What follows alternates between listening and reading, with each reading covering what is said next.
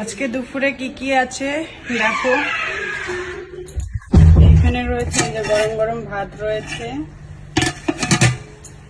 এইখানটায় হয়েছে এই যে পাঁচমিশালি একটা সবজি ভাজা করেছি। এখানে ফুলকপি, গাজর, টমেটো, তারপরে পেঁপে, মূলো,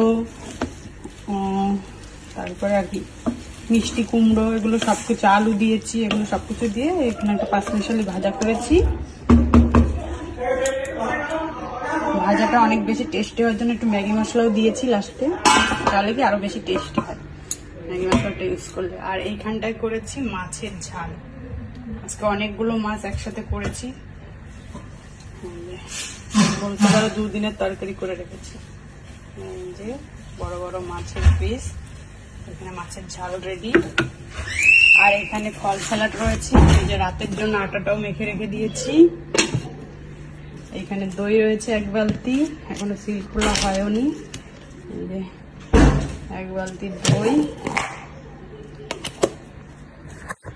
আজকে দুপুরের মেনু হচ্ছে এতটুকুই, বাই।